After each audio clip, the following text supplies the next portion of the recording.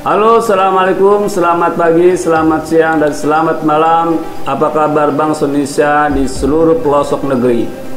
Pada kali ini kita akan membacakan sebuah survei dari media jpnn.com dengan tema yang berjudul "Banyak Partai Mentok, Partai PSI Menyodok ke Papan Tengah".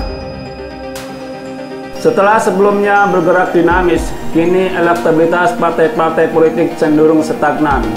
Parpol tampak sedang sibuk melakukan penjajakan satu sama lain melalui rangkaian silaturahmi. Sementara itu, Partai PSI yang merupakan partai non-Senayan memantapkan diri berada di posisi papan tengah. Ironinya, Partai PAN yang notabene punya waktu di DPR RI berpotensi terpuruk ke posisi papan bawah.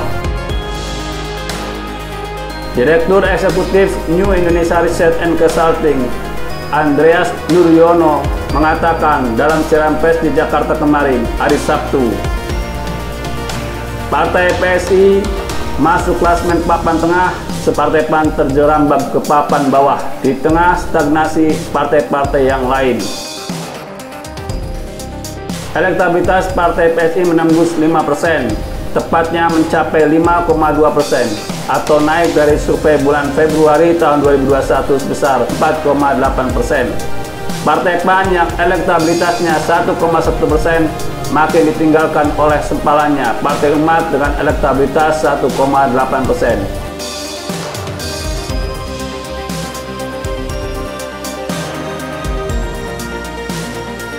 Andreas juga mengatakan keseriusan Amin Rais mendirikan Partai Umat berpeluang menggerus suara PAN, terutama setelah resmi dideklarasikan. Jika memperhitungkan margin of error, Partai Umat lebih berpeluang lolos threshold 4% dibandingkan dengan Partai PAN. Elektabilitas tertinggi tetap dikuasai oleh Partai PDI Perjuangan yang bertengger di angka 22,3% atau turun sedikit dari survei bulan Februari tahun 2021 sebesar 23,1%. Jika dibandingkan dengan survei bulan Juni tahun lalu, elektabilitas Partai PDIP turun cukup dalam. Posisi Partai PDIP disusul oleh Gerindra 12,9% dan Partai Golkar 8,9%. Demokrat yang sebelumnya mengalami kenaikan cukup tajam kini cenderung stagnan dengan elektabilitas 8,0%. Demikian pula dengan Partai PKS yang juga stabil 7,6%. Parpol papan tengah lainnya adalah PKB 6,0%, Nasdem 3,7% dan P3 2,1%.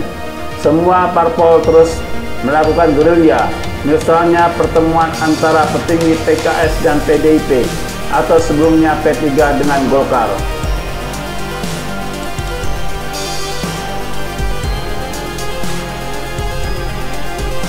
Pada posisi papan bawah ada Perindo 0,5%, Hanura 0,3%, Gelora 0,2%, dan Berkarya 0,1%. Sisanya tidak mendapat dukungan, yaitu Partai PBB, Partai PKPI, dan Partai Garuda, dan Mas Hilmi Ribbon, serta tidak tahu atau tidak menjawab 19,3%.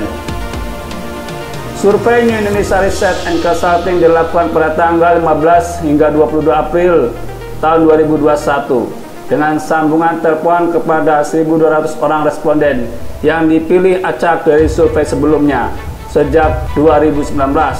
Margin of error kurang lebih 2,89%, tingkat kepercayaan 95%. Nah, bagaimana menurut Anda?